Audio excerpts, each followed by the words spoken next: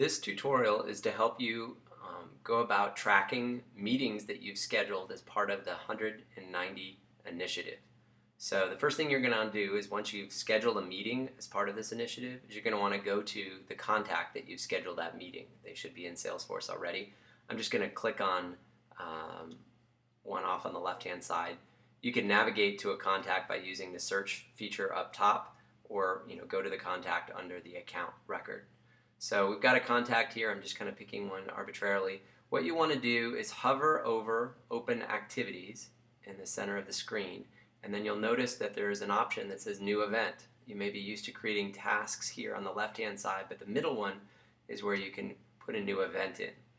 So as this window pops up, your first field under Assign To, that's going to be your name, and then the type, go ahead and put Discovery Meeting, and then in the subject field, put 100 in 90. And that's going to help us to be able to keep track of these, and it'll be in the reports. As far as the start date is concerned, you can just click on the date and choose. So let's say we've got a meeting scheduled on July 26th from 4 to 5 o'clock. So I'll just leave those times there, but you could just click on the time field to create the start and end time of the meeting. Then if you go down to other information and location, you might put face-to-face at HQ in Los Angeles.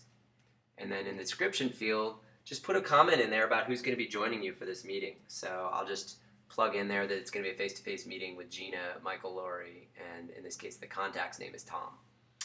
Up on the right-hand side, you'll see Related To. I'll talk about that in a minute.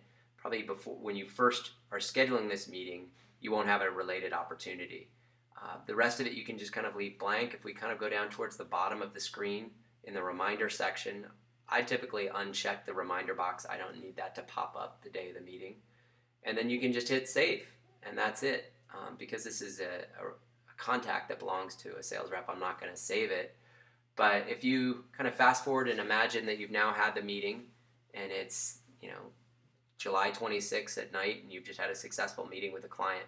If the meeting goes well and an opportunity results out of it, which we hope it will, you'll go ahead and create an opportunity in Salesforce under the account.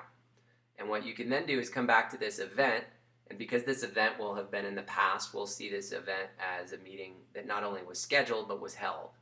And then we can track the success of that meeting by you linking up your opportunity to this event. So once you've created the opportunity in Salesforce, all you got to do is come back to this event. So you just go to, in this case, the contact Tom, and create, so Tom Hart's contact. You'll open up this event again, and then you'll see in the Related To the right of where it says opportunity, there's a little hourglass. If you click on that, you can then, in the lookup field, look up the opportunity that you created, and you just click on that opportunity name after you've searched for it. You found it, you hit go, click on the underlined opportunity name there, and that'll associate it with this meeting.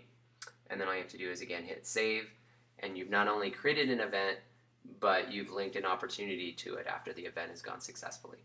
The other questions that I've heard would be well, what if the meeting gets rescheduled before it happens? You just click on this, you go back to the event, open it up, click on the start date, and you just push that. So let's say this meeting got pushed to July 31st at 4 o'clock.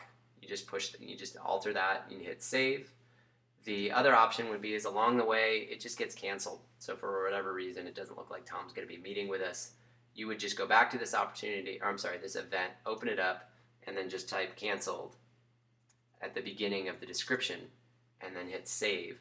And now we'd know that you scheduled this meeting, but in the end, when July 31st comes and goes, well, no, it didn't actually happen.